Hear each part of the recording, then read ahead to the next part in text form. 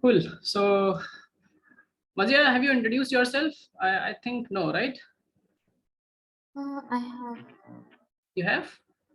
like yesterday, I introduced. Yesterday was your had you logged in with a different name or something? No, no. Oh, okay, cool. Okay, so my name is Rahul Kushwaha. It's for Minashi then. My name is Rahul Kushwaha and I'm the Faculty of Biology at Learnivio. I have completed my master's in biological research from a research university based in Mumbai, India. And I'm pursuing my career in research. I love teaching, it's my passion, so I like teaching biology. Okay, Minashi. So Yes. since it's your first class, we have this is the second class that I'm taking for this batch.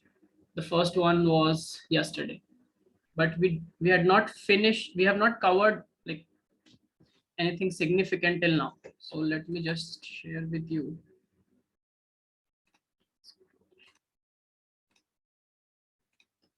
Okay, you all can see the screen now. Yes, sir. Yes, perfect. Okay, so who would like to just give a brief recap for your new batchmate, Minashi? Anyone? Mamuna, Azia,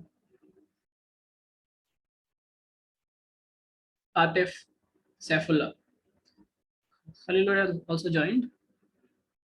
Welcome, Khalilur. Yes, sir. Yes, so I was just saying, would someone like to give a brief recap of what we discussed yesterday, what we started with, and what we discussed? Otherwise, I will do that. But I would like if someone else does that. Yes, who will volunteer? I'll not pick names. It's very early to pick names. The second class. So anyone would like to volunteer? No one? Okay, cool. So for Minashi, there are two things that you should know. Okay, you're there? Yes, sir. Yes. So there are two things. Others are like I have already introduced them with this concept, but there are two things you should know. First thing is my classes have to be discussive. It should not be a monologue. It should be a dialogue. So almost equal contribution has to come from your side, like you people side. Okay. Second thing is biology is sometimes it feels very boring. It feels very monotonous because lots and lots of things are there to remember and lots of facts are there to mug up and cram and remember and then write an examination. So for to make certain things easier in biology and to focus on concepts, we have decided to go through terminologies. So there are many words in biology. If you understand those words, understanding the concept becomes a little easier. Okay. So if you have to maintain a copy, a notebook for biology, and you will write can you see this? Can you see the cursor? Yes, sir. Yes. Yes. So on one side you have to make a terminology section and on the other side you have to write meanings of those words. Okay. So there are many words, like some words that we discussed in the last class. For example, you must have heard of cytoplasm. So it's also a brief recap of the last class for everyone. So the word cyto means cell, right? You know it. Wherever you hear the word cytoplasm, cytokinesis, the word cyto means cell. The word plasm means fluid, kinesis means division, and these words comes repetitive at different uh, places in biology. But somewhere, if you understand their meanings, you can deduce what it wants to tell you. Okay, is it clear? Yes, sir. The significant thing that we started was regarding reproduction, because it's the first unit that we are going to cover. So we started with the very basics of reproduction. What is reproduction and what is the difference between indirect and direct development? So how about Atif is there? Atif, would like to tell what is reproduction, what we understood about reproduction, and what is indirect and direct development? What you understand? Would you like to share that? So in reproduction, the parent organisms, they produce offsprings which are similar to the adult parent, and direct development basically means the offspring. Okay, I'll start indirect development. Indirect development means that when the offspring in its initial stages does not look similar to the parent at all, but later when it grows, it looks similar to the parent in adult form. And in direct development, at the early stages itself, the offspring looks similar to the adult parent. Yes. So what if Atif was too fast for you, Minashi? What he meant to say was, in a direct development, the baby which is born, the offspring looks similar to the parents right from the first stage of its life, like in case of humans, correct? You understand? Human babies look like humans right from the beginning. You know, they have all the same morphology and characteristics, morphology as well as anatomy. But indirect development means something which does not look like the parent when it is born, but after certain stages, it finally looks like a parent. The example of indirect development was butterfly, right? So you have seen the offsprings of butterfly, which are called caterpillar. Caterpillar looks nothing like a butterfly, right? But over time, when it goes through stages, it looks like a butterfly eventually. Same is with frog. So the offsprings of frogs are called tadpoles. They also do not look like frogs, anything like frog in the beginning, but over the time they develop certain anatomical and morphological features and they start looking like a frog. Okay, clear? Yes, sir. Then we went on to understand reproduction from the perspective of two things. In class 10th, you must have studied, and also in class 11th to some extent, you must have studied life processes, right? Reproduction is one such life process. So what is life process and what is characteristic property of life, that we discussed in the last class. And I think I would like, Memuna, would you like to volunteer for this? Just to give a recap for what is a life process, what is the characteristic property of life, and reproduction with respect to both.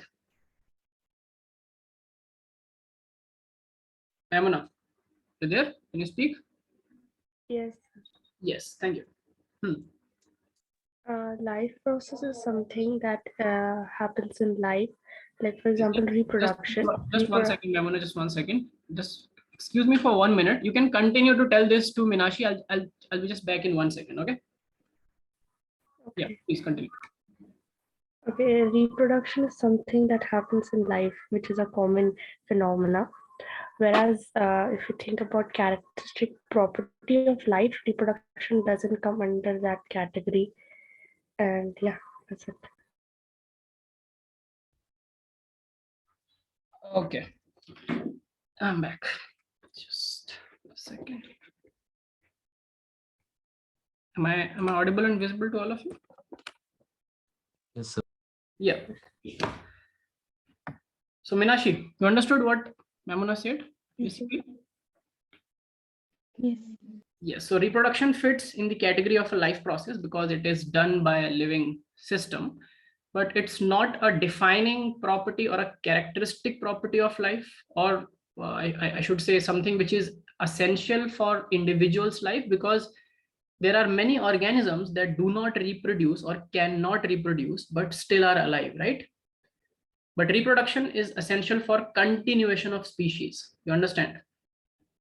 So you would like to write down certain things while we are discussing it, because this is something we discussed in the last class, which was the first foundational class. Okay. Any doubts? Do you have any doubts? If you have any doubts, please ask. Okay. Feel free to interrupt me anytime and ask anyone if you do not understand anything. We also discussed something detouring a little bit from reproduction about consciousness, but I'll hold this discussion for now because we'll come back to consciousness, as I told in the last class as well. But I just wanted to tell by this point that consciousness is very important. It's a life process which is also a defining property of life, unlike reproduction.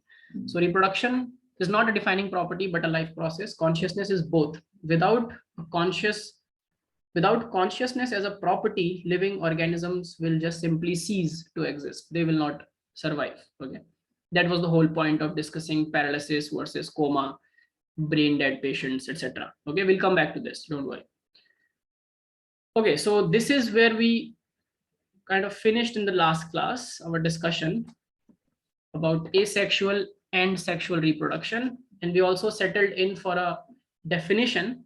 So who would like to tell the definition, to discuss difference between asexual and sexual and the definition? Anyone? Saifullah, would you like to do the honors, please? See if I keep yes. Yes, sir. Difference between asexual and sexual are, in asexual only one parent is used, whereas in sexual two parents are used. Mhm. In asexual, they may or may not be a formation of gametes, whereas sexual will have gamete formation. Okay. And in asexual, there be fusion of gametes. No, in asexual, there be no fusion of gametes, whereas sexual, there be fusion of gametes. Correct. Anyone would like to add any point that Saifullah missed?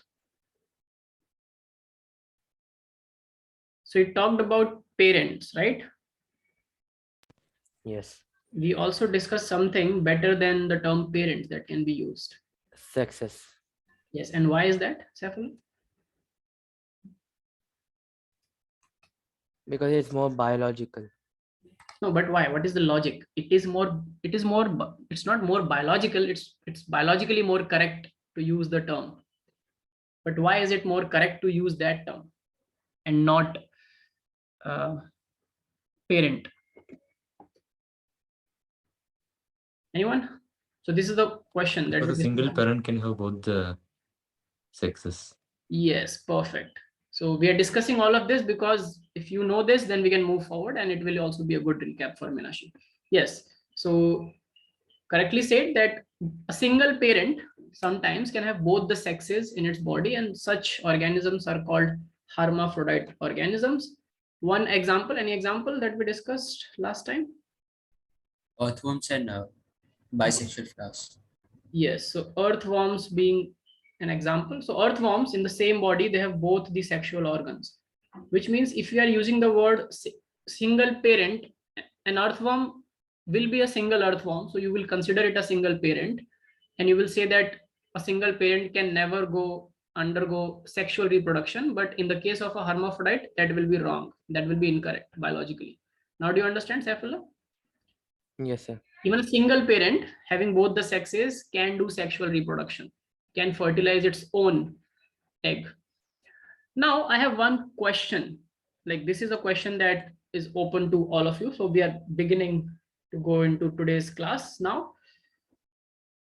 If a hermaphrodite organism, okay, listen to the question and then discuss. If a hermaphrodite organism, let's say an earthworm, having both male and female gonads, sexual organs, if it self-fertilizes, so it's called self-fertilization. So is self-fertilization still capable of producing variations, or will it be just like asexual? Will there be variation in a self-fertilized, sexually reproducing hermaphrodite organism when the offsprings will be produced? Yes. What do you think?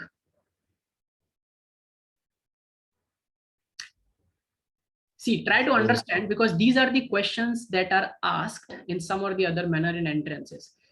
You remember yesterday we were discussing about characteristics. Suppose a human characteristics, a father having black and straight hair and a mother having blonde and curly hair. And if they produce an offspring, all the permutation combinations are possible, correct? Black with straight, blonde with curly, or blonde with straight, black with curly hair to the offspring.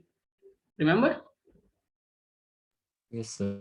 Which means that characteristics which are coming from both the parents, till the point when both the sexes are present in different bodies, it makes more sense to understand what is a sexual reproduction. Okay, it's true. But things get a little more complicated when both the sexes are present in the same body.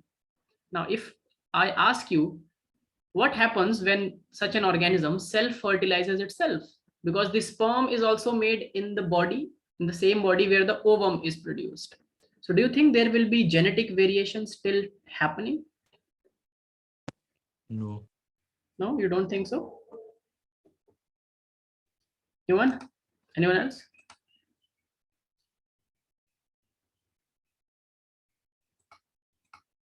Maimuna? Minashi, you can also start speaking. Yeah. Yes. I think it's a no.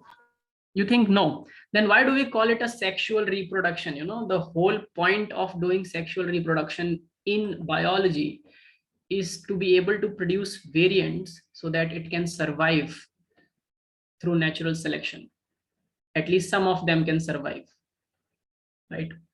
Evolution is driven by sexual reproduction in a way where variations come into picture. So if there is no variation, why do we still call it sexual reproduction? Because still two sexes are involved. Because still two sexes are involved and still fusion of gametes is taking place, correct? Yes. Okay. Okay. So we'll come to this point. Just keep this point in your head that when hermaphrodites self-fertilize themselves, what happens? Okay. So just hold this question. You can write this question and make a star because this is a very important question. And to understand that, we have to understand these three things first.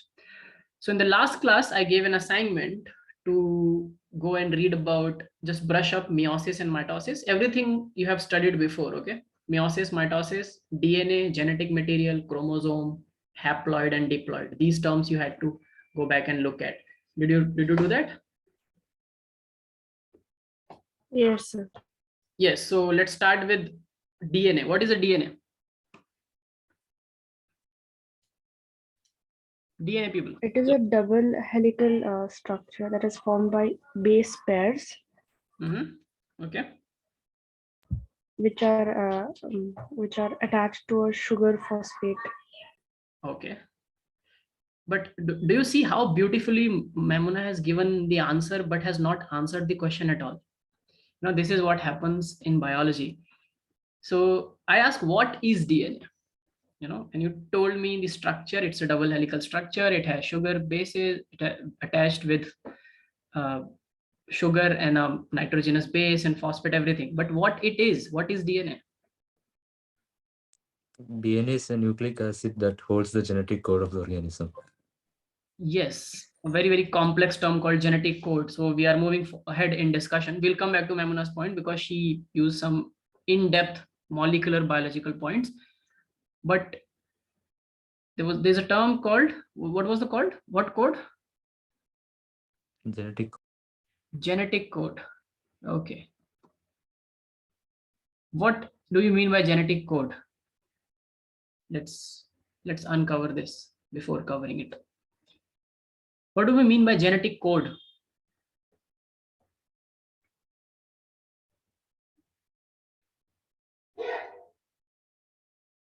Genetic code sounds like something. What is a code? So I think genetic code means like it like describes the organism, like its appearances, its personality. I'm not sure if I can say that. Yeah, stuff like that. Personality. Okay. You're not wrong, but you know, from the level of NCERT, personality is yet not decided by the genetic material to some like it is decided to some extent, but personality is something which is not anatomical or morphological. Okay, so let's keep personality aside, but you're right that it actually describes the organism. So just by looking at the DNA, like looking means understanding or reading the DNA and understanding what genes are present, we can say that the organism has what kind of characteristics, right? This is what you mean to say by genetic code, correct? Yes. Yes. Now genetic, when we say genetic code, so if I say that a human genetic code, it's exactly like a computer programming code. So we make applications through coding, right? Minashi has computer as well, so you must be learning languages or something like that, right? Yes, sir. Yes. So with languages, we make a code for something, like any application has to be written first down in the form of code. And when that code is successfully run, and if it has no errors, an application comes out as an output, correct? A software comes out as an output, right? Yes. Similarly, this genetic code, if it has no error, by error I mean it has no damage, it has no mutation or something breakage or something else, if it is run properly, then an organism will be formed, okay, from a single cell, which is your zygote. Now in this genetic code, the first thing which is important is gene. So there are certain terms called genes, alleles. I'm sure you must have read all these terms before. Chromosome. Anyone who can tell me the difference between all, or are they all same? Genes, alleles, and chromosomes. What are these?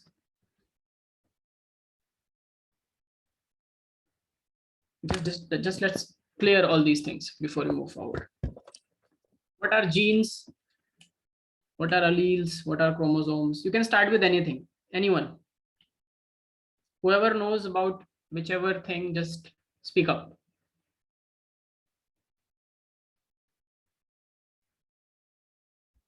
It's not possible that no one knows about. Genes means it is a similarity between the offspring and the other sexes, the parent sexes, I can say. Okay, and the chromosome is also it consists of a part it consists of a part of genetic material of an organism. And alleles, I'm not sure. I don't know that. But you have studied alleles, right? Mendelian, the Yeah. Mendel. Yeah. You know the word. Yeah, but I don't remember. 3 laws of Mendel. Okay, fine. We'll come to that. So you have studied it, you have remembered it, but you don't remember. Once you just need to understand these terms, and then you will never forget. Anyone else who would like to add something to Memuna's explanation? Some more clarity about, yes. Yeah, genes are like structures present in the DNA. I think genes are the ones that hold the, they are the ones that actually hold the genetic code of an organism. Alleles, yeah, I heard the term before. I'm not sure what it means. Chromosomes are like before cell division, the DNA is condensed from chromosomes in the nucleus. Nice. So some more clarity. Yes, good. Okay, some very good points. Now let's understand. So a DNA, as Memuna rightly pointed out, it's a double helical structure. So when we say double helical structure, it's like a chain, right? So every chain is a multimeric, like it's multi-unit of something. So there has to be a subunit of every chain. There has to be single links that connect and make it a chain. So for DNA, those single units are called nucleotides. So start understanding it. Nucleotides. Okay. Now nucleotides, each nucleotide contains of 3 things. Okay. A sugar, which you can keep writing when we are discussing it. So we are understanding DNA. We'll start from DNA and we'll go all out to the cell, and we'll understand what lies where. So nucleotides are the single units, like links by which a DNA is made, and it has a sugar attached, and this sugar is a 5-carbon sugar. It's called a it's called a ribose sugar. So you know the full form of DNA, everyone? DNA. What does it stand for? What does DNA stands for? Deoxyribonucleic acid. Deoxyribonucleic acid, right? So the word ribo comes from the sugar which is present, which is the ribose sugar. So it has a ribose sugar, which is a 5-carbon sugar. It has a phosphate group. Okay. And it also has a nitrogenous base. Nitrogenous base. These three things together make a nucleotide. And if you would like to understand how it is, so this is the sugar, okay, with which is attached a phosphate group, and towards the inside goes the nitrogenous base. So I will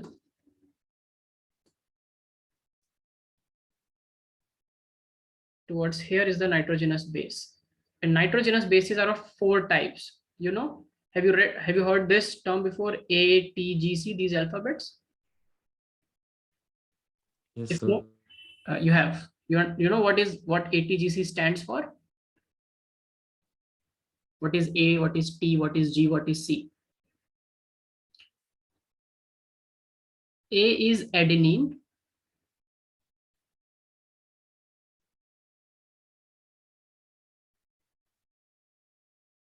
Adenine. G is guanine. T is thymine. And C is cytosine. Okay. These are the 4 nitrogenous bases. So there are only 4 bases which are present, which are the difference in a DNA. The sugar, ribose sugar, and the phosphate group is all same. In every nucleotide, these 2 things are same, only this can vary. So if I ask you how many different types of nucleotides can be there? 4, you know, each nucleotide having a different nitrogenous base. So that is the only difference, correct? And Yes. these 4 different types of nitrogenous bases constitutes the whole genome. Our code is written by only these 4 alphabets, these 4 types of bases, different bases. Now the interesting part is it's arranged like this. So this go and forms the backbone, and the base protrudes towards the center, and this is the one strand. There will be another strand on the opposite side, so which will pair. So bases always pair with each other, and remember, from now onwards you have to remember that ATGC, they always pair. A pairs with G with a triple bond, and T pairs with C with a double bond. Okay, clear everyone? Now, Should we write all of this? yeah, you have to write this, because ultimately I'll be coming back to meiosis, mitosis. It will help you in further chapters as well, but this is a fundamental that you have to understand here only, okay, before you Okay, move sir. forward. Because Memuna used a word double helical structure for DNA. We are trying to understand DNA first.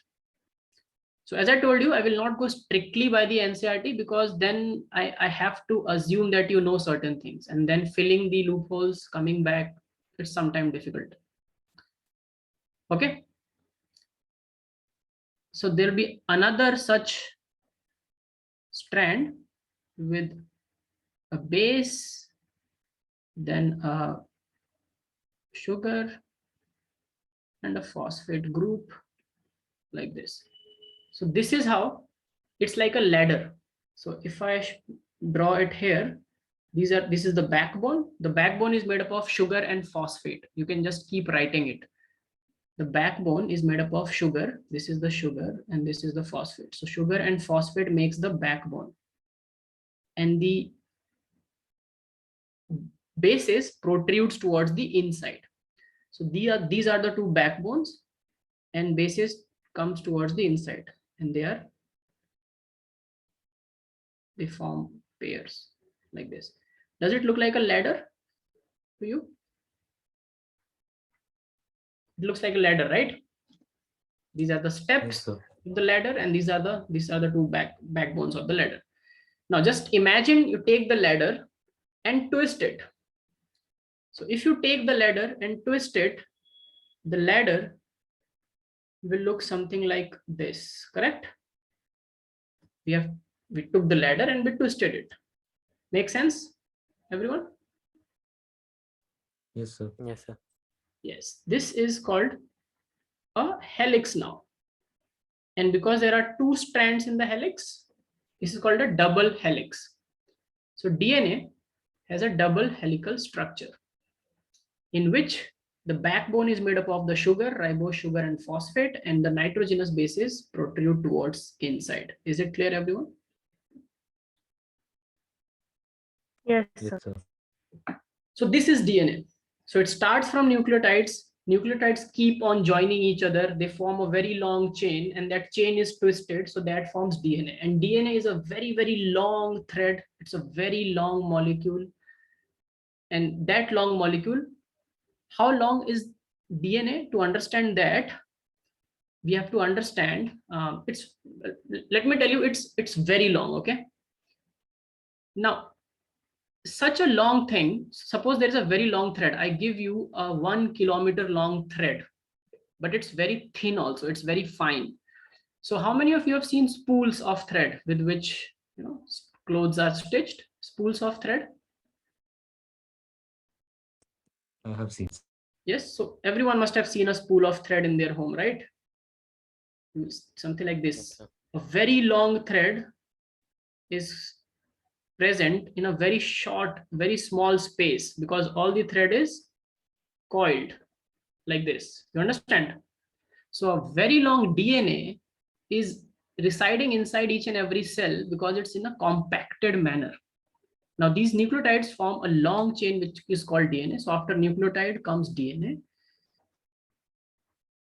And this DNA is compacted and it stays in the cell in the form of a chromosome. Clear, everyone? So chromosome Sir, can you is a repeat? chromosome is a compact form of DNA. A very long DNA compacts together like a spool of thread. Okay. So that spool of thread is an analog for a chromosome in a cell. Clear, everyone? So the point that I think I don't know if Atif used or Saifullah used, someone said that just before cell division, all the DNA is condensed in the form of a chromosome. Correct? Who said that? I said so. Atif. Yes. Yeah. So that's correct. And it has to be compacted back in the form of chromosome because now things have to be divided equally. So at the junction of cell division, DNA is divided into two equal halves. And to divide that, you cannot divide something which is unorganized. It's like a very long thread open in the cell. So you have to first compact it in the form of chromosome, then you divide the chromosomes, correct? Now, my question is, just like a spool of thread, to compact the thread, to coil it, you need something over which it can be coiled, correct? So a thread is coiled around a cardboard or a wooden thing which is present in the center, in the spool, right? Correct? Similarly, DNA has to be coiled around something. So it is coiled around small proteins, okay? So there are proteins called histones. So DNA plus histone proteins. You don't have to remember these names, but just you have to remember the concept that you have a very long thread present in the cell. Now you have to keep it in the cell in a very small space. So you go coiling it, and to coil it, it's just simple logic. So whatever we do, whatever humans do by applying logic, biology is not something, it's not mystique or magical or something supernatural. It's just following logic. So the natural world follows order, and that order has an inherent logic, and it's same as any other logic. So for us to compact the thread, we need something, a base, a platform over which we will coil it. Similarly, histone proteins provide that platform over which DNA is coiled. So small parts of DNA are coiled over small parts of proteins, and then they clump together to form chromosomes. So there is multiple levels of condensing. DNA is called super condensed. Now, who will tell me what is, where did I keep the pen? No. What is the size of a cell, of a normal cell, of a human cell, normal human cell? Anyone? Any idea how big is how big is the biggest human cell? Let's say.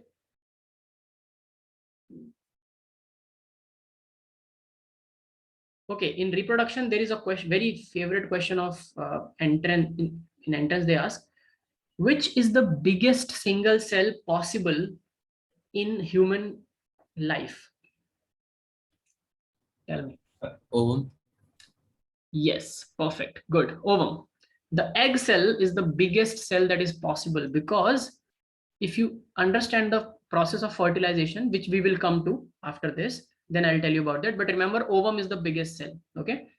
But even that cell, how big is it? In, just give a rough range, it is in micrometers, right? In the range of micrometers. Ovum, the biggest cell, is in the range of micrometers. Clear, everyone? Yes, sir. Now, it is a haploid cell. You understand what is haploid? Let's come to these two terms, haploid and diploid, since we are discussing ovum. You know what is a haploid and what is a diploid? A haploid means, the word di means, diploid, the word di means this, the word di, two. Perfect. And the word ploid comes from ploidy. Ploidy means copy of genome. Copy of genome. How many copies of your genome do you have? When I say genome, I mean the complete coding language, the complete genetic code. Is it clear, Saifullah? Right? So so the complete genetic code. How many chromosomes does a human have? Now let's come to chromosomes. So you know DNA is supercoiled with proteins and makes chromosome. How many chromosomes do we have? If I ask you, who will give me the answer? Anyone? 23 pairs. Yes, 23 pairs we say. So how many total numbers? 46. Correct? Yes, sir. Yes. Total chromosomes that we have is 46, 23 pair. So 23 comes from mother and 23 comes from father. And they both together make a pair, which is called the total diploid genome. So this number 46 is the diploid number of human genome. Do you understand it, everyone? Because it has two copies of the genome, one copy coming from the mother and one copy coming from the father. Is it clear? Crystal clear? Yes. Now, if I say something is a haploid cell, let me say a human cell is haploid. So which human cells can be haploid? Only two human cells can be haploid. Two type of human cells, either the male gametes or the female gametes. So sperm and ovum are the only type of cells that are haploid. Rest all our other cells in the body are diploid. Clear? Because it has just one copy. Okay, so ovum is haploid and its size is in micrometer. But still, if you just if you just linearize the DNA in a single thread, if you open all the condensed DNA in a cell, in a haploid cell, you know what will be the length of the total DNA in one single cell of a human? It will be around 1.3 meters. Big, no? Unbelievably big. 1 point, it's not 1, 2, 3, it's 1.3 meters. 1.3 meters of DNA is somehow supercoiled and stuffed in a cell which is in the range of a micrometer. Mind-boggling, isn't it? They say, like just simple mathematics, how many cells do we have in our body? You know, it comes in trillions. We have, a human has trillions of cells in its body. Okay, if you just, it's a rough estimate, seeing that the liver must be having these number of cells, neurons, the brain has these number of cells. So we have trillions of cells. And if you take all the DNA from all the cells from the human, a single human body, you know, how long can it span? Any guesses? Any wild guess? The wildest guess, the most bizarre guess. What will be the length of the total DNA present? I think I saw it somewhere, like if you take all the DNA from the body, it'll wrap around the Earth 3 times. I think, I'm not sure. Yeah, wrap around the Earth 3 times. Let me tell you, you are still nowhere close.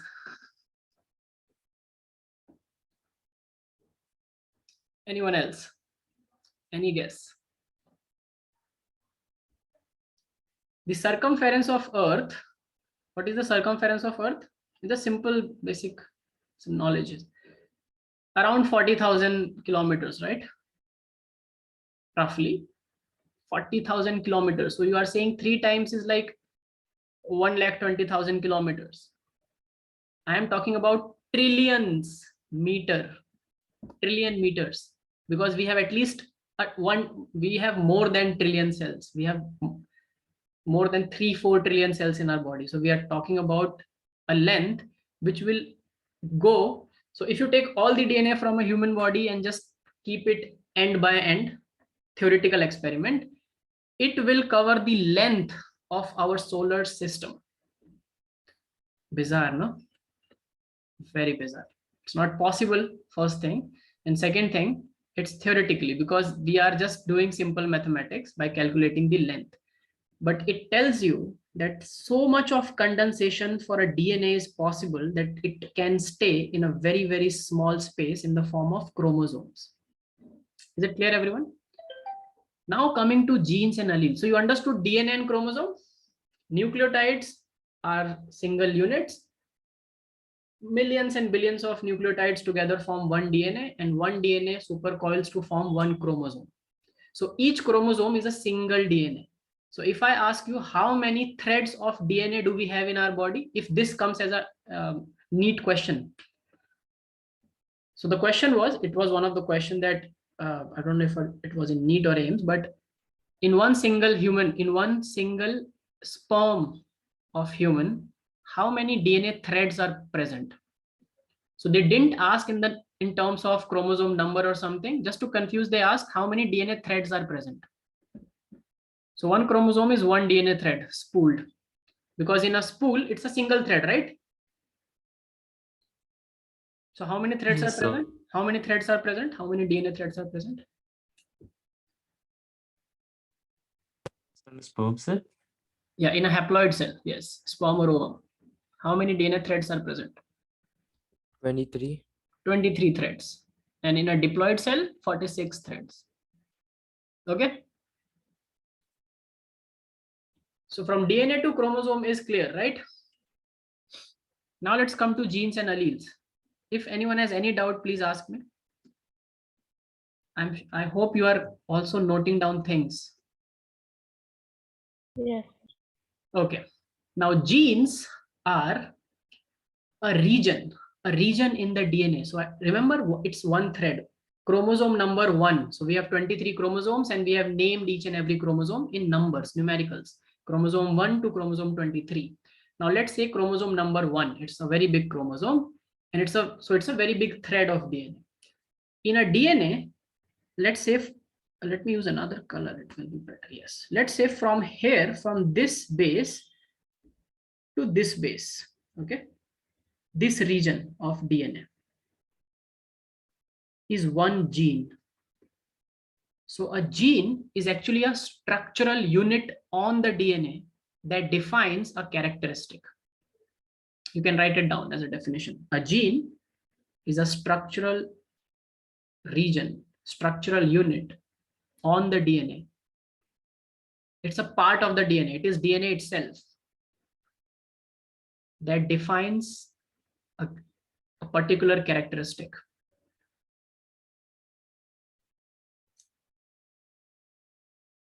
Is it clear, everyone? Yes. So a region of DNA. Now, how do we decide that where does a gene starts and where does a gene ends? Because the DNA is a single long, it's like a river. Where to say that from this point to this point is a gene? So for that, at the beginning of every gene, there is something called a start codon. Start codon. Similarly, at the end of every gene, there is something called a stop codon. So a gene is defined by everything in between, which we call as a gene, is called open reading frame. Very important from entrance, so keep noting these things. Also known as ORF. So now if I ask you what is an open reading frame, you will say an open reading frame is the region of the gene that is present between start codon and stop codon. Is it clear, everyone? So genes are basically present on the DNA. It's a part of DNA. Clear with genes for now? Yes, sir. Yes, sir. Now coming to alleles. Everyone heard the term allele, but no one was clear about it. Alleles are going to be like there. You will see alleles in lots of questions. Allele, remember I told you one chromosome pair, one set of the genome comes from mother and the other set comes from father, right? So to understand, just focus here. Let me use two color pens. Do I have another? Yes. Can you see these two pens? One is red and one is black. People? Yes. Visible, right? Let's say the red one is chromosome number 1. When it is condensed, it is in a form of a rod. This is how a chromosome looks like. It looks like a rod because the DNA is coiled. So this is a chromosome number 1 coming from father, hence it's red. The black one is the chromosome number 1, the same chromosome coming from the mother. So if both these chromosomes are chromosome number 1, then the number of all the genes will be same, right? Present. All the genes will be same. Can you repeat? I am asking if this is chromosome number 1 from father and this is chromosome number 1 from mother, the genes which will be present on this chromosome, which means this chromosome is made up of DNA and genes are the regions in the DNA, right? So the genes will also be same, right? Because they are same chromosome, chromosome number 1. Yes, sir. So let's say that the gene for eye color is present on chromosome number 1. For an example, it's not true. Like I'm not saying it's present on chromosome number 1. Let's say for any one given characteristic, the gene is present on, let's say height, tall and short, is present on chromosome number 1. And it is present exactly here. I'll use another pen to say where it is present.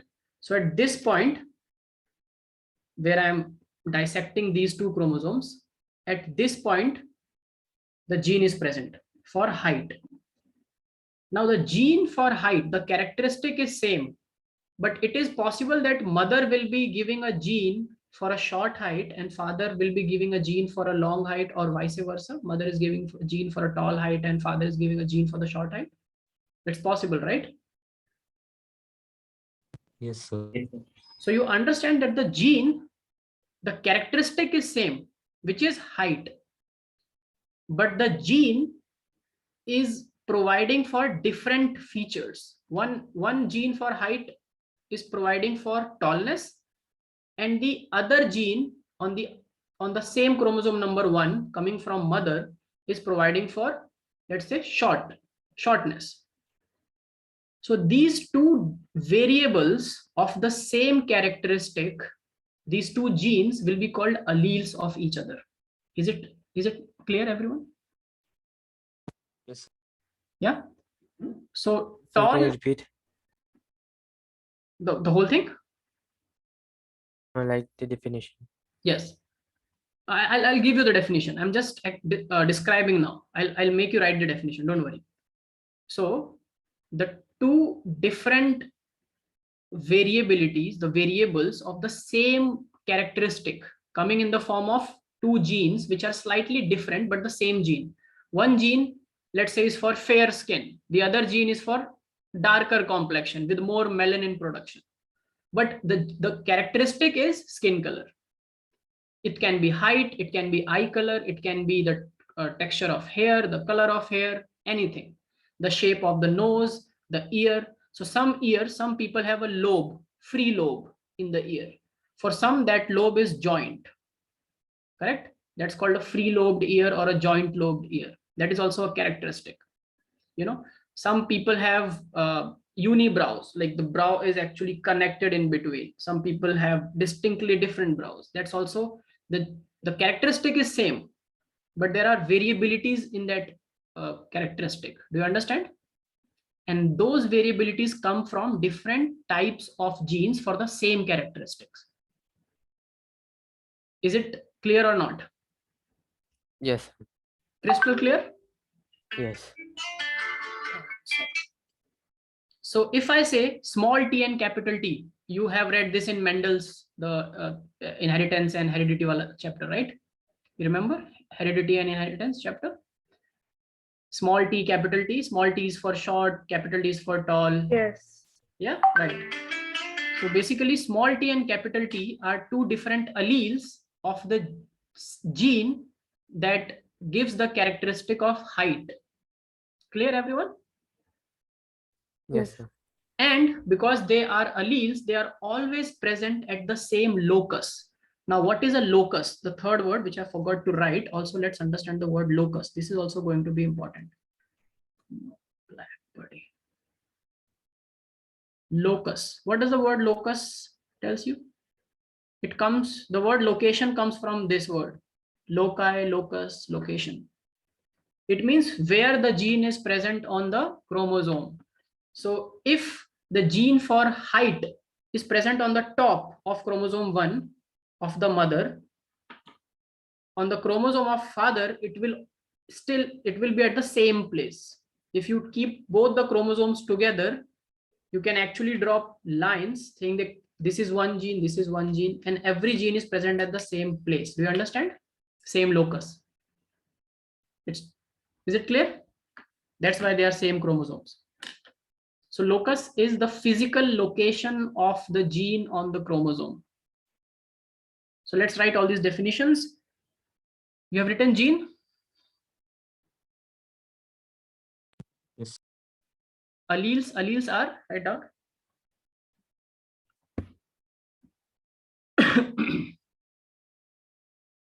Alleles are defined as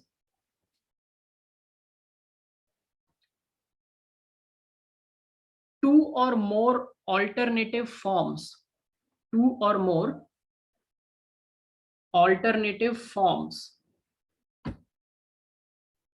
of a gene. Two or more alternative forms of a gene that are found at the same locus on a chromosome. After locus, in bracket, write down same position or place, that are found at the same locus on a chromosome. Is it clear, everyone? Yes. Yes. Any doubt between any of these terms now? Haploid, diploid, DNA, chromosome, genetic material, genetic code, alleles, locus, anything? Any confusion? Please ask me. We can go multiple times over it, but you should be crystal clear before we move forward.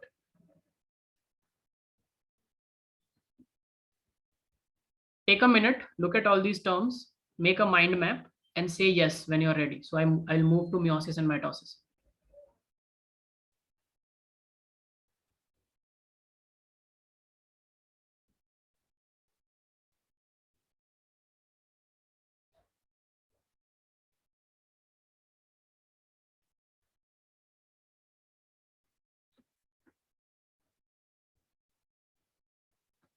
Say yes when you're ready.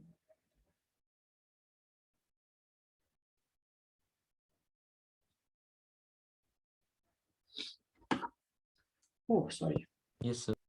Yes, okay, sorry. I made one mistake here. A does not pairs with G, sorry.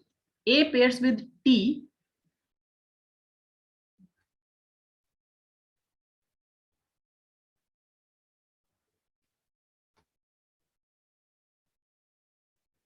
A pairs with T and G pairs with C. Okay.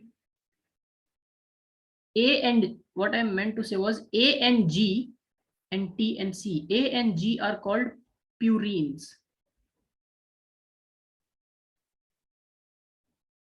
Asked in entrance. Not important for your boards, but just remember the name purines. And T and C are called pyrimidines. One purine always forms a base pairing with another pyrimidine. So adenine and guanine both are purines. So adenine forms a pairing with thymine and guanine forms a pairing with cytosine. Is it clear? Please make this correction.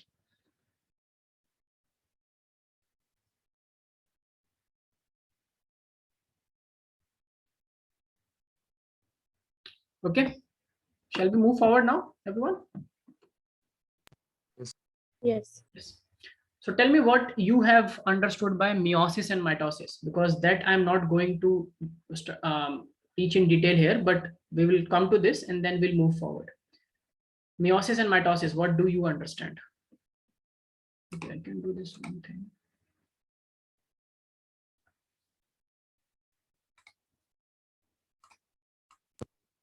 Mitosis is the division that occurs in somatic cells, that is, cells that are not reproductive cells. Mitosis, right? Yeah, mitosis. Very good. And meiosis? Meiosis occurs in reproductive cells. Okay. So let me give some space here. And yes, very rightly said.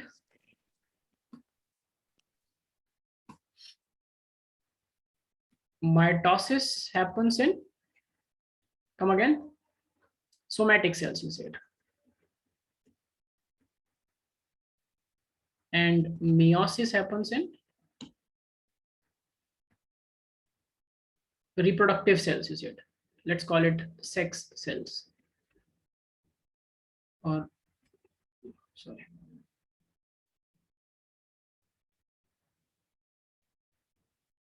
Or gametes. You're correct. See, mitosis is just simple cell division, okay, which happens in each and every cell of our body. Mitosis happens for repair, growth, development, all. For all the processes, mitosis takes place. So whenever, suppose you had a damage, you got a cut, you got a wound, you lost certain cells from your body, or there is a repair that has to happen there. So how does a wound heal? The surrounding cells, they divide and come and take the place, correct? So that division is called mitotic division. Mitotic, because it's mitosis that is happening in all the cells. For growth also, when a baby grows to become an adult, the number of cell increases along with the size of the cell also. So when the number of cell increases, it increases through mitosis. So for growth, development, or repair, mitosis happens. Meiosis strictly and specifically happens for the formation of gametes. Just to form gametes, and the process is called gametogenesis. Remember, everyone?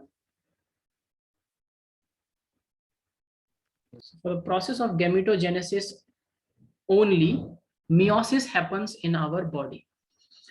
So the organs, if I ask you, where does meiosis happens in a human body, which organs, then what will you say? It happens only in the gonads. Okay. Gonads are the sexual organs. Now, remember that for a male, I'm sure you all are familiar with these symbols. For a male, Yes. the primary sexual organ or the gonad is called testes. Testis is singular, testes is plural because males have a pair. And for a female, it's called ovaries.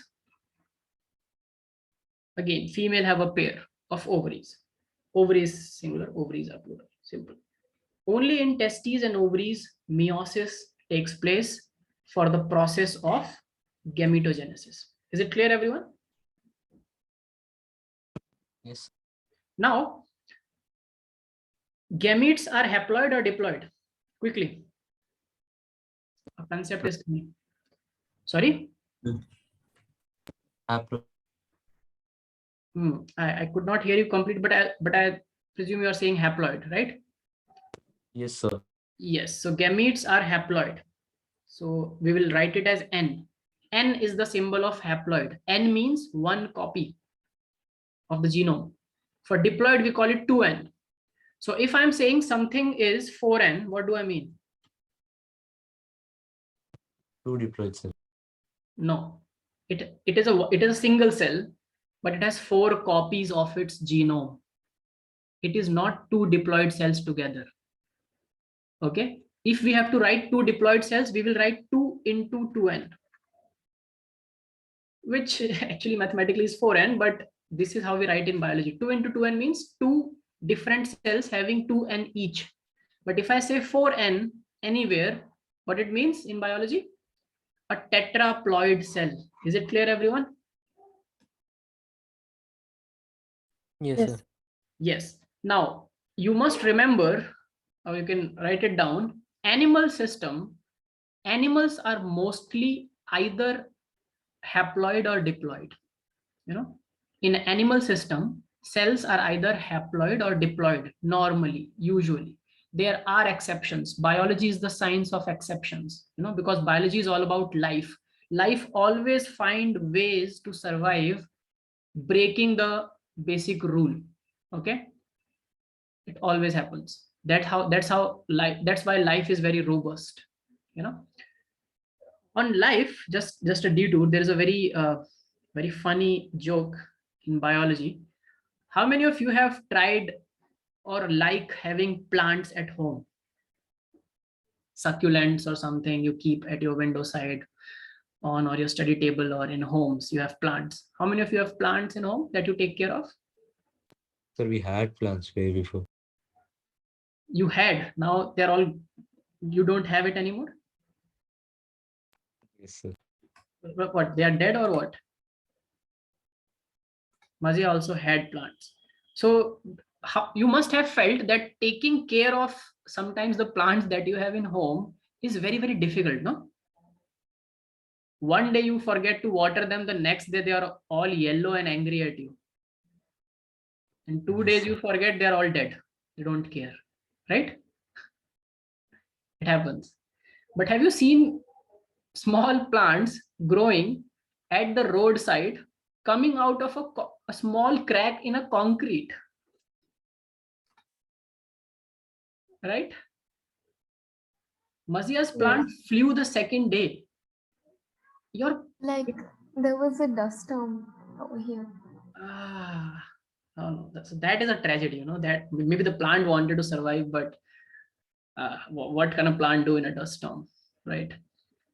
But that was very interesting to read that your flew the second day. I mean, the plant got bored of being plant anymore, and it decided, let me grow wings and fly away from here. They're not taking care of me properly. Okay, jokes apart, but you must have seen that when we care for certain plants, it's very difficult to keep them alive. But some plants are so robust that they can just survive on bare minimum nutrition and water on a roadside coming out of a crack in a concrete, right? And they are flourishing there, all green with flowers or something. So this is actually a very funny connotation about life, that life, when you it always behaves in very unexpected ways. You expect it to flourish, it may not, but somewhere you do not expect them to flourish, they flourish. So what I was saying is, so animals are mostly, write down, they are mostly either haploid or diploid. Okay, but plants they are multiploids. They are actually triploid, tetraploid, even hexaploid and octaploid. So they can be 4n, they can be 6n, they can be 8n. You understand? Now, let me ask you, I used the word triploid, which I should not have done. So normally, do you think a triploid, or let's say 3n, is it possible? Is a 3n possible? Yes. Yes, sir. How is a 3n possible? Triple fusion. Sorry? Triple fusion. Yeah, so you are saying as a disorder in a female, right? No, sir. We have learned in reproduction in plants that in double fertilization there's a part in which triple. Yeah, that I understood. No, I'm not talking about the where 3 ends meet and you get a triploid cell. No, not about that. Normally, like say any normal cell of a body, can it be 3n?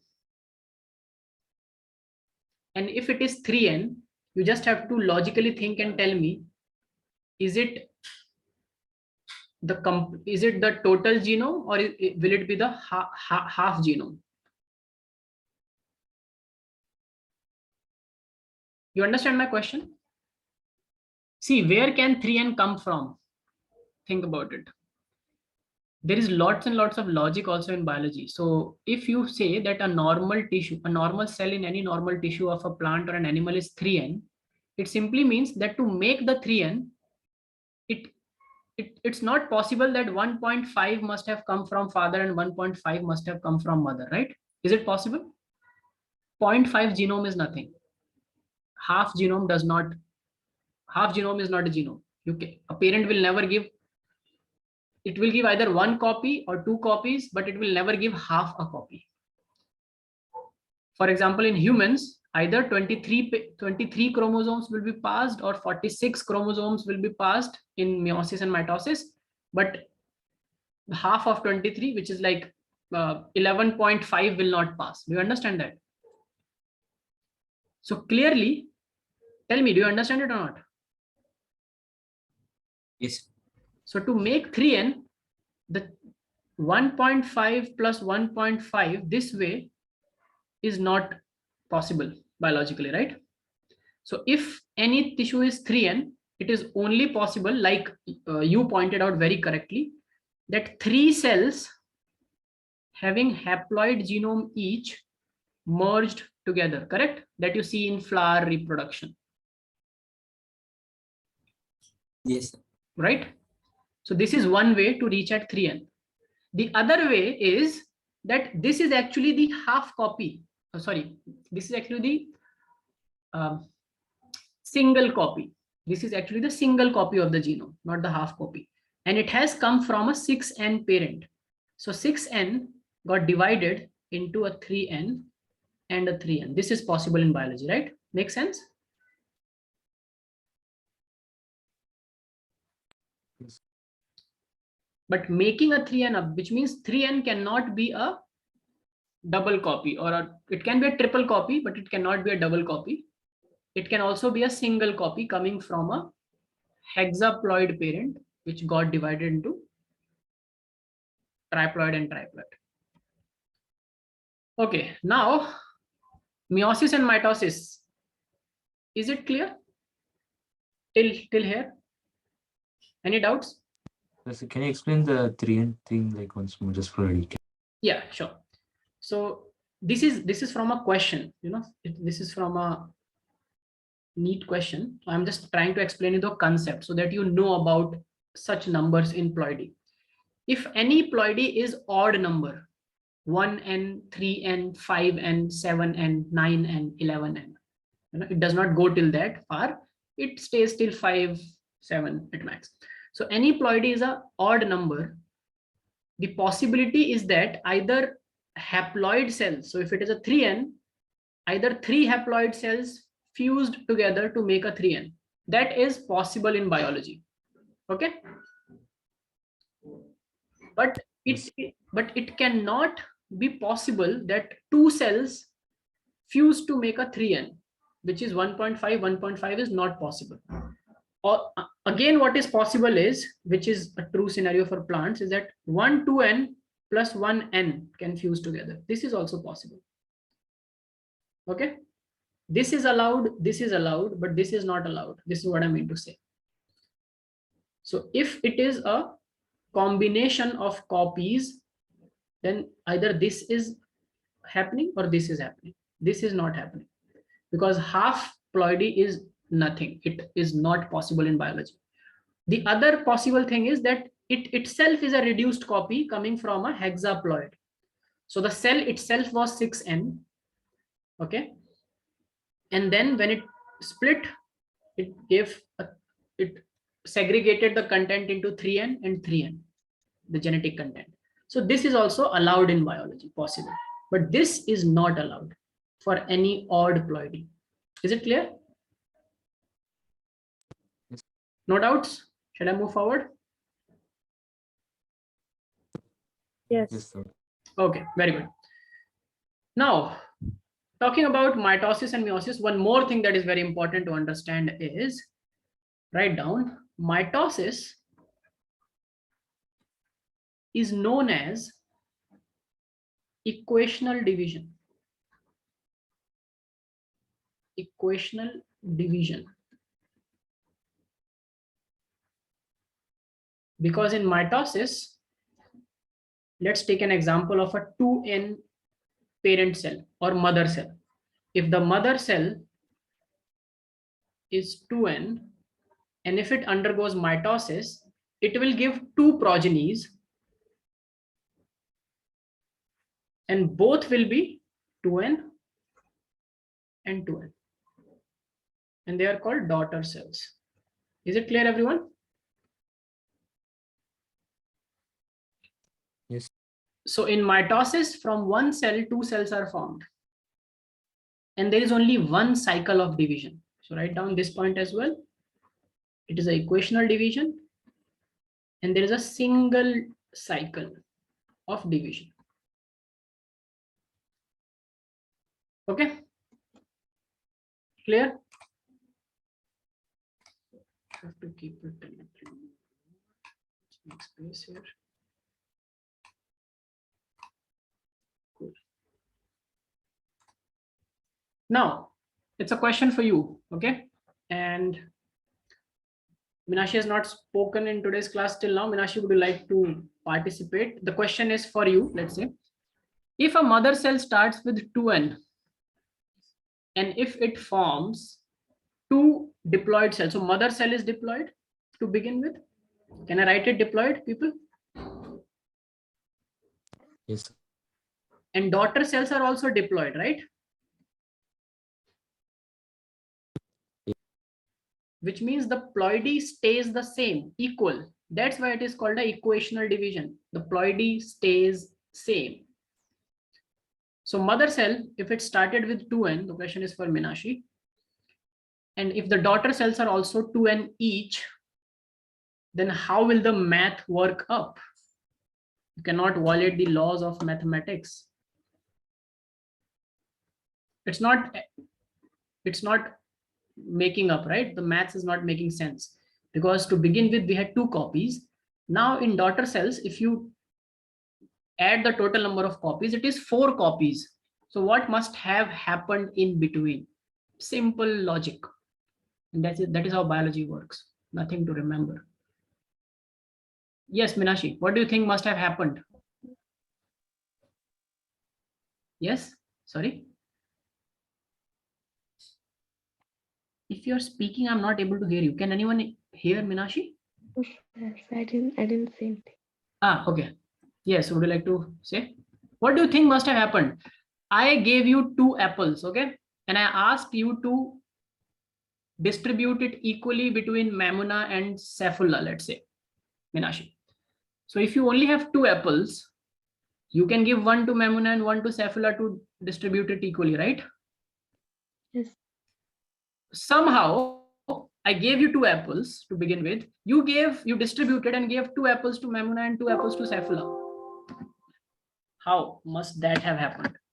What is the only logical explanation for that?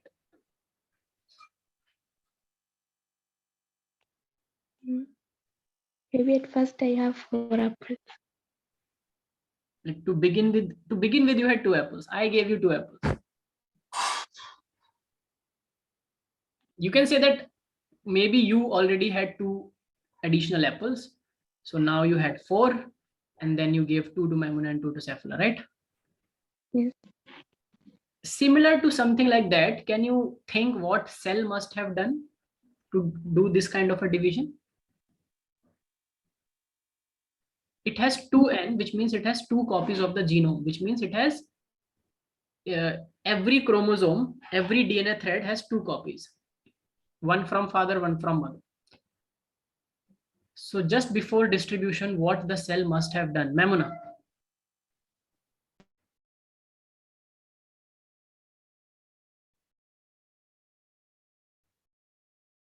Simple. This is cell division we are studying. And cell division is very important in reproduction. Just guess. It cannot just become double by magic, no? I think a single cell divides into 2 and gives rise to 2 individuals. Yes, right. So a single cell divided into 2 and gave rise to 2 individuals. But in mitosis, the single mother cell the genetic content was 2 copies. In daughter cell also, the genetic content is 2 copies each. So if you say that a single cell divided and equally distributed everything it has, then the daughter cells must be single copy, n, right? I'm asking how it managed to make diploid daughters. What do you think must have happened? If you were the cell, what you would have done to ensure equal ploidy? It must have interacted with another mother cell. No. So you mean to say that 2 mother cells must have fused first? Yeah. Then, then it is not a division. No? It's like 2 things fused and then got separated. No? Yeah. It's not a division then. It fails the purpose of being a division in biology. See, it's all logic.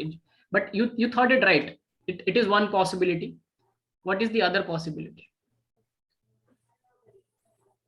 Cephula, Atif. Anyone? Chromosomes are split in half. Chromosomes are split in 2. You mean this is one chromosome coming from mother. So split this chromosome in 2. Yes. Then don't you think that the upper half and the lower half are different and have different genes? So only half genes will go in one and half genes will go in the other. So it's possible that you have the gene for eye color, but you do not have the gene for skin color at all. So you do not have a skin color only. You are transparent like a glass, but that cannot happen, right? You cannot split a chromosome into 2. Khalilur, please speak.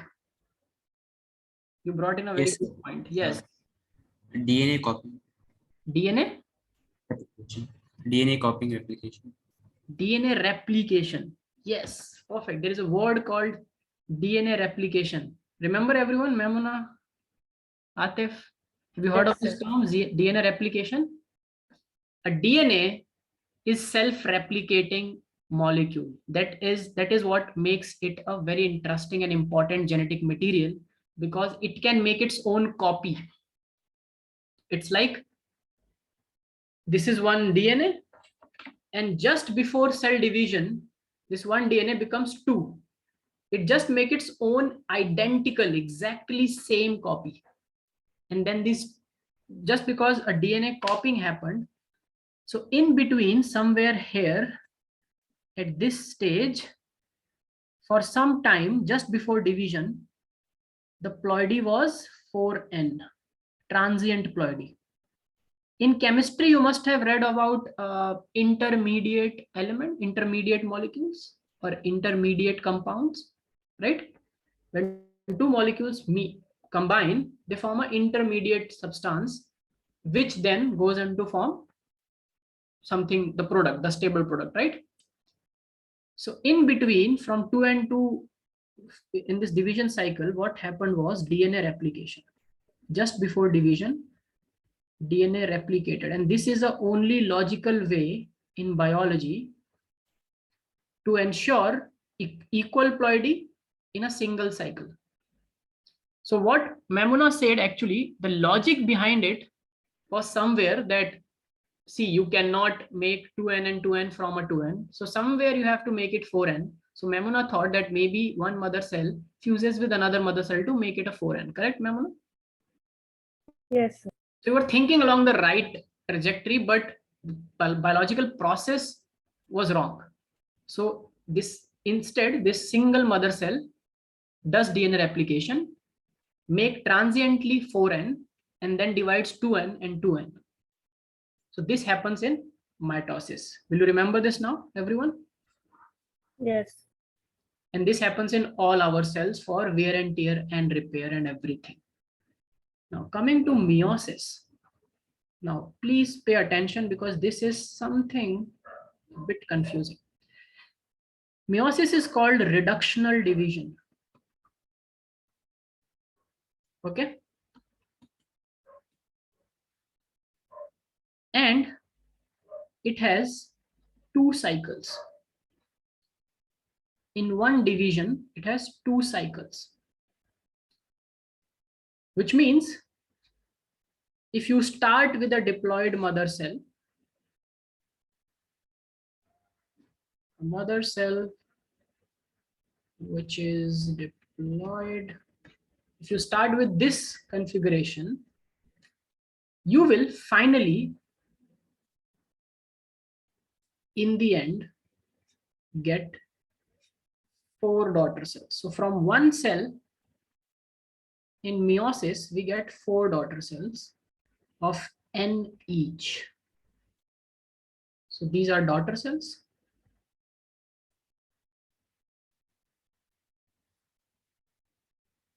Sorry. And they are haploid. Just one moment. We need a little bit more space here. Yes.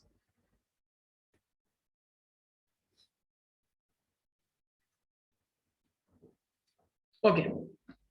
Now let's try to figure out what must have happened in between. Okay. So in meiosis, from one mother cell, which is a diploid, we get 4 haploid daughter cells. Now, as I told you, there are 2 cycles. So when people talk about meiosis, the cycles are hidden, but it's very clear that a 2n cannot directly form 4 single n's, right? So what happens is it's split into 2 parts before it reach here. The first part is called meiosis 1. And the second part is called meiosis 2. Is it clear, everyone? In meiosis 1, meiosis 1 is reductional.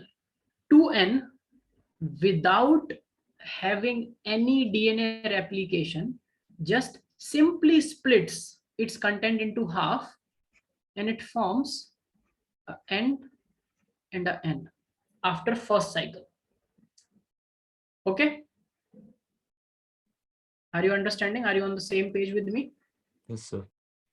And further on, each n here gives 2 daughter cells, forming n and n in meiosis 2.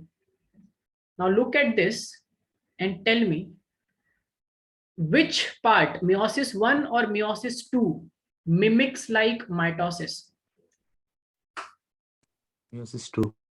Perfect. So meiosis 2 is also called mitosis-like division. The second cycle of meiosis, which is meiosis 2, is called mitosis-like division. So if it is mitosis-like, and if n from a n you are forming another n, you see the scenario is similar. From a 2n you are forming two 2n's, right? And here from a n you are forming two n's, correct? Yes, sir. So if I ask you which cycle in meiosis has DNA replication happening, meiosis 1 or meiosis 2? Yes, too. Perfect. So DNA replication is happening here in meiosis 2, the second cycle, but it's not happening in meiosis 1. It is simply the reductional part. So this is truly reductional.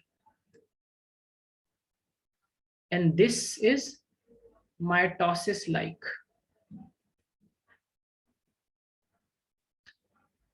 Is it clear to everyone? Yes, sir. No doubts? No problems? So from now onwards, in reproduction chapter, when I use the word meiosis and mitosis, the background will be crystal clear to all of you what I'm saying about the nature of divisions. Yes. Yes. Yes. Write down. So you noted all this thing?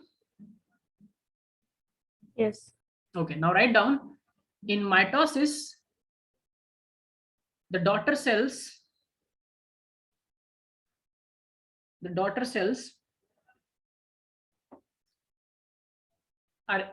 are equal in size to the mother cell. Okay. So morphologically also, if we talk about just the cell size, which we can see, it's similar. But in meiosis, the daughter cells are smaller than the mother cells.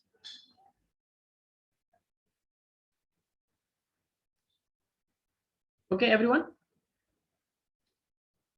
Yes. Okay, very good. So since now meiosis and mitosis is clear, let's move.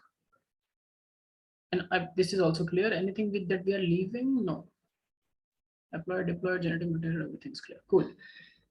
Let's move to asexual reproduction, types of reproduction. So I have already told you that there are two types of reproduction that are possible in nature.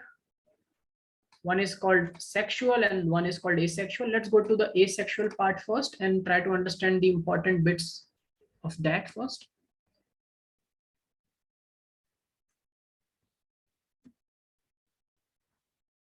See, if suppose in the next class, so after every class, please go back and revise it, not just after the class. There is no point in revising just after the class. Okay.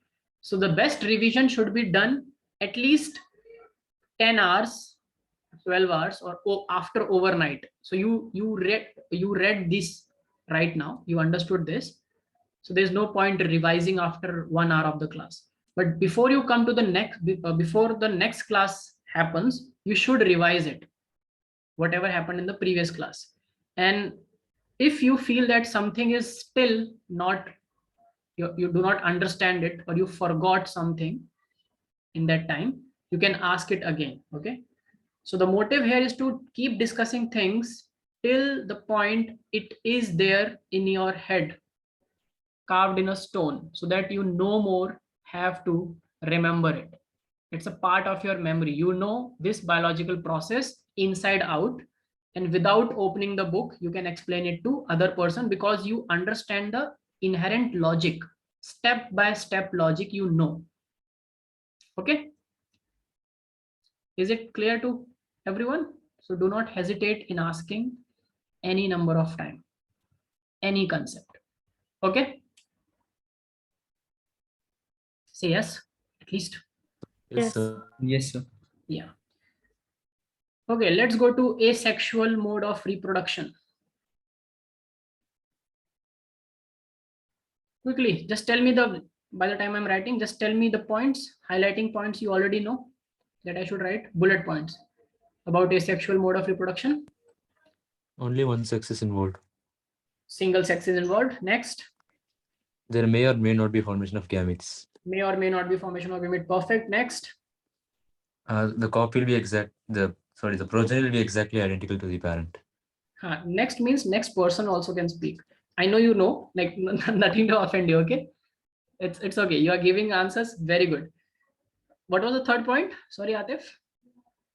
The offspring is exactly identical to the parent. Offspring is when you say exactly identical, you have to tell identical in what sense? Phenotypically identical or genotypically identical? There are two terms: genotype, phenotype, morphology and anatomy.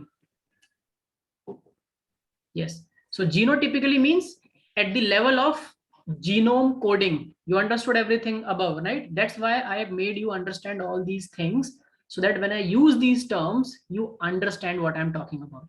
So when two progenies are genotypically identical, it means that their copy of genome, the content is exactly the same, because it's coming from a single sex, a single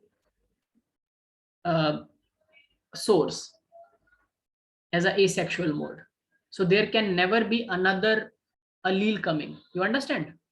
So the same gene which is there in the parent sex will go to the progeny sex, because there is no other alternate form coming from other sex. So there can be no concept of alleles and there can be no concept of variation.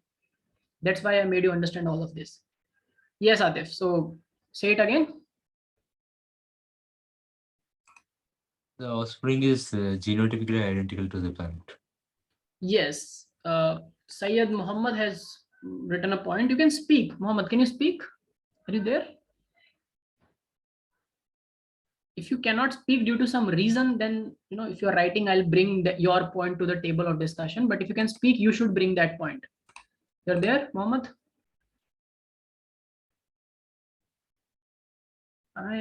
If you cannot speak, then just write that you are having difficulty with something. Okay, but Syed Muhammad brought a point called cloning. So what Atif is saying, he's just using a term to describe it, that if they are genotypically identical, they are clones of each other. So this is the word clone. Okay. Have you heard of Dolly the sheep? Dolly the sheep. Yes. No? Yes. Who has heard? Memuna, yes. Please tell me who's Dolly. Yes, Memuna. Share. Who's Dolly? Which Dolly do you know? That was in one of the grade. It was in a box, like, did you know type? Yes, right. So So, you know, right? You read that box. yeah. Okay. Yeah. What did you read? I don't remember that. What do you know that you read something about Dolly? Yeah. In I remember. what context? Anyone else? Someone else said yes, apart from Memuna. Who said yes? Me, sir. Me. Yeah, who's me? Yeah. Khalilur. Yes. Yes, Khalilur. What's Dolly? So she was a cloned sheep from a cloning experiment. Yes, so she was a cloned sheep. Yes, Muhammad is writing sheep, which was exact clone of its mother. Yes, right. So it was a cloned sheep from its mother. So there was no father of Dolly. So Dolly was the first living organism which is a diploid. So if you are haploid, you can say that you do not have a father because you do not need a father. Correct? For that matter, all these sperm cells, if they could speak, they could very well claim that, see, we do not need a mother because we do not need a mother. We just have father, because males produce sperms. Ovum could say that, I have a mother, I do not need a father. But if you are diploid and still you do not have a father, biological father, but you are diploid, Dolly was the first organism on the planet to be cloned as a exact living organism to be cloned from like its mother. So the genetic material was exactly same. Now, can anyone think how they would have done it? How is it possible?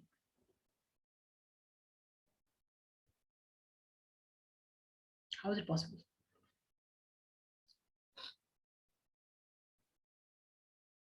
Like, it's done. So clearly it's possible. That's why it's done. It's done and dusted. But making a clone, a diploid clone, is something meiosis and mitosis, if you understood. So let me give you this as assignment for today. It's something interesting and you will also learn a lot on the way.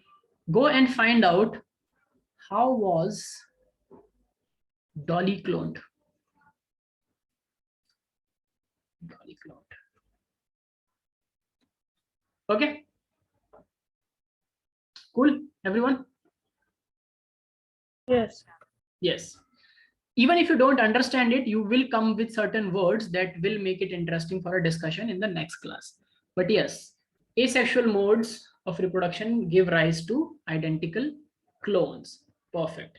Next, any other thing that we know about asexual mode of reproduction? No fertilization. No process of fertilization, right? So we have to understand what is fertilization for that. So first write down certain points which will come. Write down.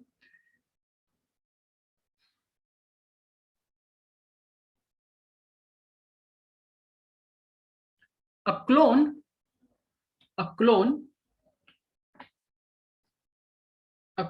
is a genetically and morphologically. So see, if something is genetically identical, of course morphologically it will be identical, right? So is it possible biologically that you are genetically identical but morphologically you are different? No, sir. No, because all your morphology, all your characters and traits comes from your genes, from the coding, from the blueprint. And if your blueprint is identical, then of course, it's your morphology will be same. So you can write down clones. What did I say? Can anyone repeat, please? A clone is a genetically and morphologically identical. A clone is a genetically and morphologically identical individual to its parent, to a single parent. To a single parent.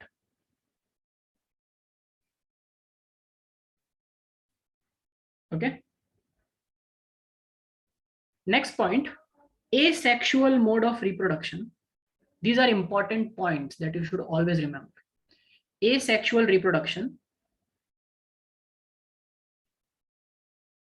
is very common or very prevalent, very common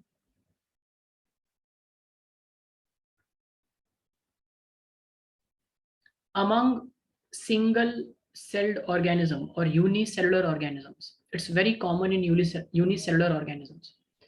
Can anyone think why?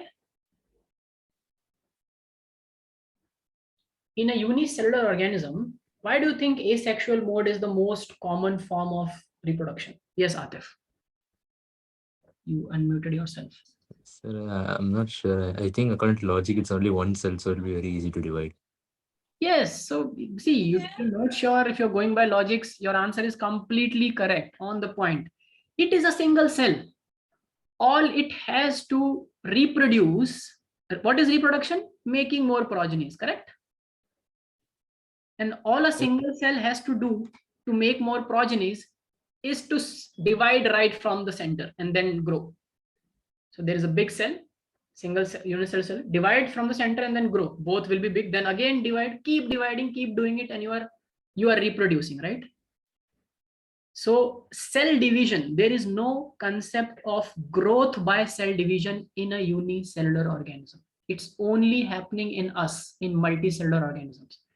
So when I said growth in the beginning, growth can happen because of two reasons. Either, so suppose a body is made up of 10 cells, okay? And it has a size. Now to grow, what two possibilities are there? Either those 10 cells grow big in size, become double of itself, but still there are 10 cells only, 10 big cells. So the overall size of the organism will increase, correct? Or what you can do is you divide equally. So each cell stays the same size like it was in 10. So now there are 20 cells and each cell is same size. They have not grown in size, but the number of cells has increased. So that is called growth by cell division. Make sense? Clear to everyone? Yes, sir. But for a unicellular organism, the moment it divides, it's also reproducing. Logically, technically, biologically, it's also reproducing, right? It's not growing. So that's why asexual reproduction, which is called binary fission, is very common amongst unicellular organism, just like in a bacteria, okay, or amoeba. They can always reproduce through binary fission. The word binary means binary. Those who was having computer, Minashi, Sir. what is the language, input language for a computer? 0, 1. It's numeral, like numerical, but it's binary numerical. Either it's 0 or 1, right? Yes. That's called a binary language. Everything that you feed in computer can go as 0, 1 or a series of it, 0, 1, 1, 0, 0, 0, 1, 1. And you make n number of infinite permutation combinations, and each thing is saying something specific. But the input is just either 0 or 1, right? Just like how many of you know about this language which spies used to use? Dot dot dash dot dot dash dot dot. For Morse code. Morse code, yes, thank you so much. So it has only two things, either a dot or a dash. Dot dash. So there is tick or tick, like a long sound. So dot dot dash dot and dash are two things. It's again a binary code. Similarly, binary means 2. Fission means fission terminology, people. It's biology is all about terminology. Fission is fusion. Fusion is what? Fusion. Combination of two things into one. Exactly. Opposite is fission. Fusion is merging. Fission is getting apart. Clear? Fission and fusion are opposite of each other. So binary fission means simply splitting into 2, correct? And that is a mode of reproduction for unicellular organisms like bacteria and amoeba. Clear, everyone? Now there are other modes. Write down. This is binary fission. Write down. So you can write here cell division. Cell division is itself a mode of reproduction. Cell division is itself a mode of reproduction for unicellular organisms. Okay.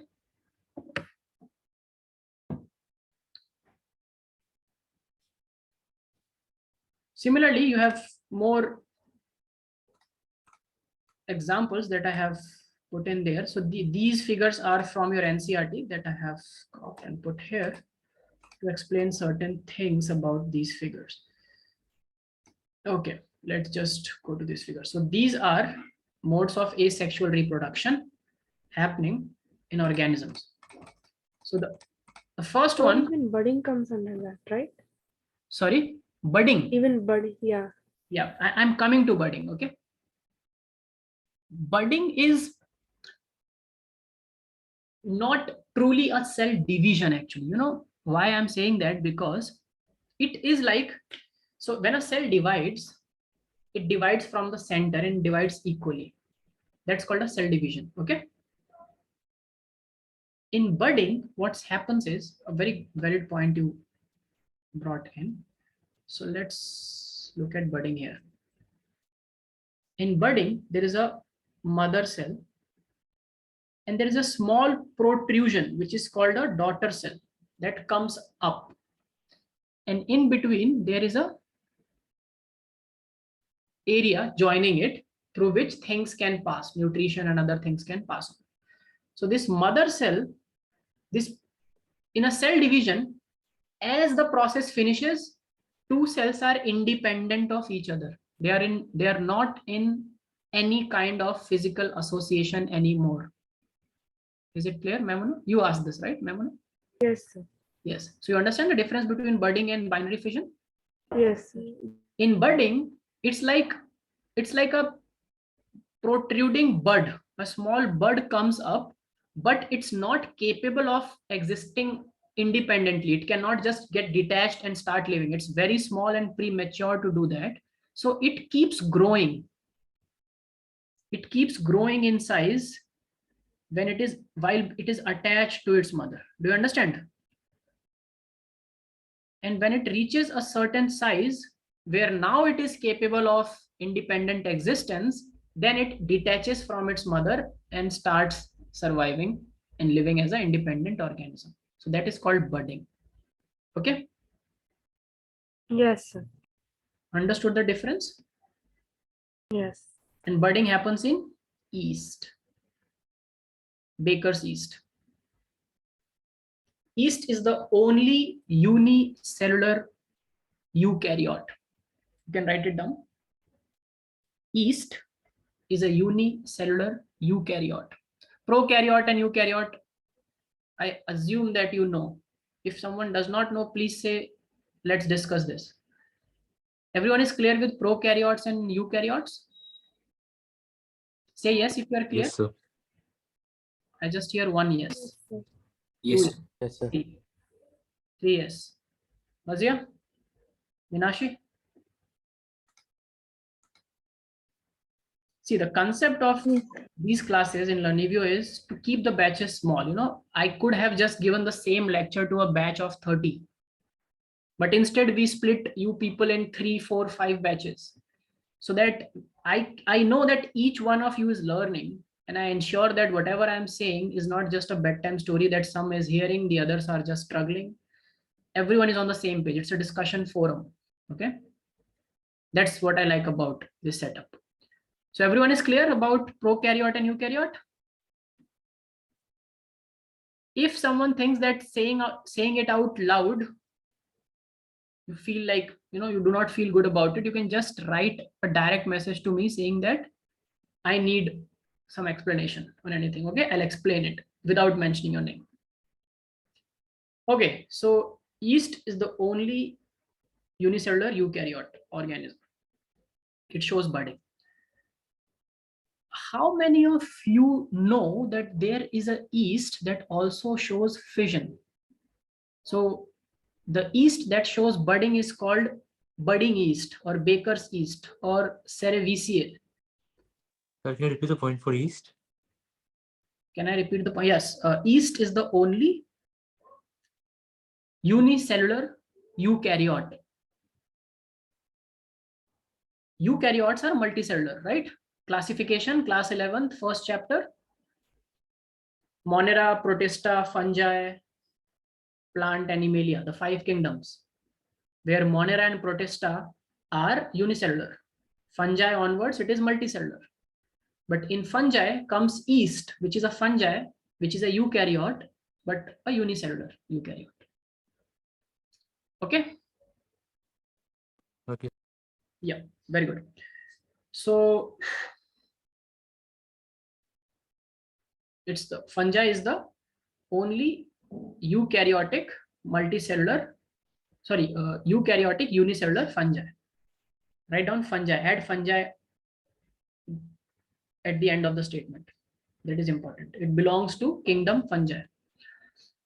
Now, there is also a yeast which is called fission yeast, Saccharomyces pombe.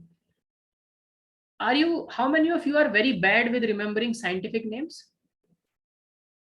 Which is completely understandable. I was very bad at it in the beginning, but with discussions it comes. So the yeast that does budding, these two names are often used. So you have to know which is which. Saccharomyces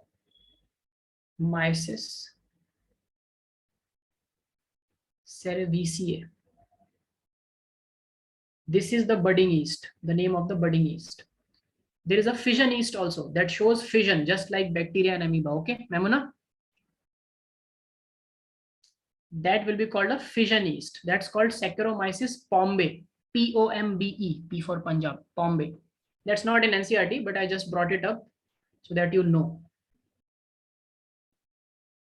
Okay, similarly, there are other asexual modes of reproduction. Look here.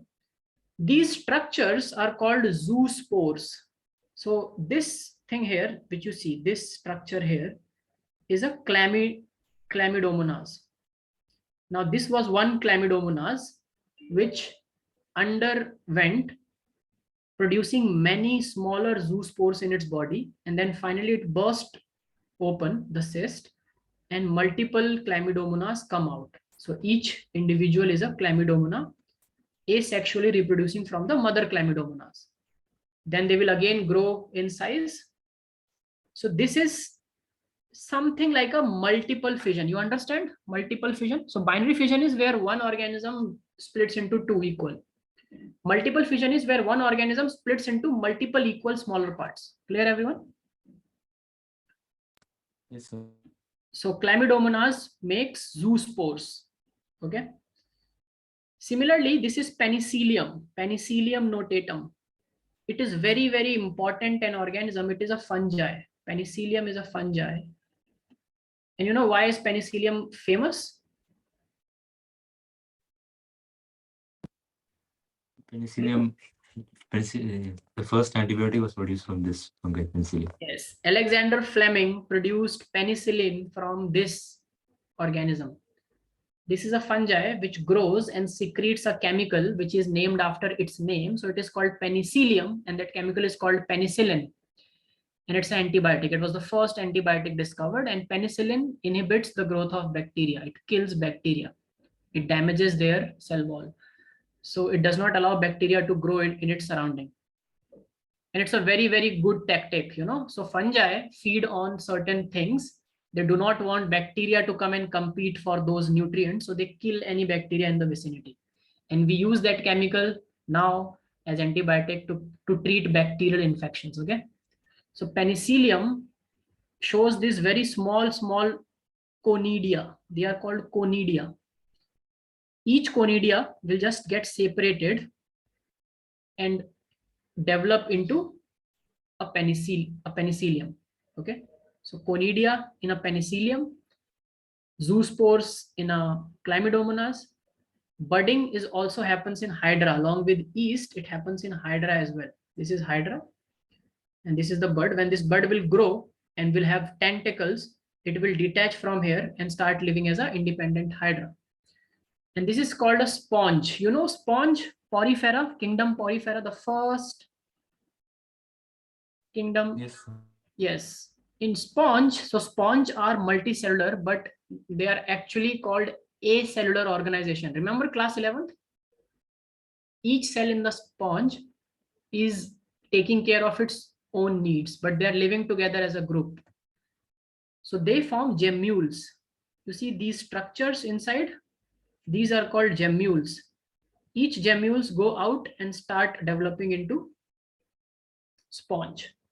So these are different modes of asexual reproduction. Similarly, in higher plants, which are called flowering plants, angiosperms, you have potatoes also grow through asexual vegetative mode through these eyes. You all must have seen older potatoes at home developing something like this, right? So if you just cut this potato into two and put it in the ground, a new plant will emerge from these eyes. Okay, these are called germinating eye buds of potato. Similarly, it happens for ginger. It's called rhizome of ginger. So ginger develop these adventitious roots. These are the roots and the buds.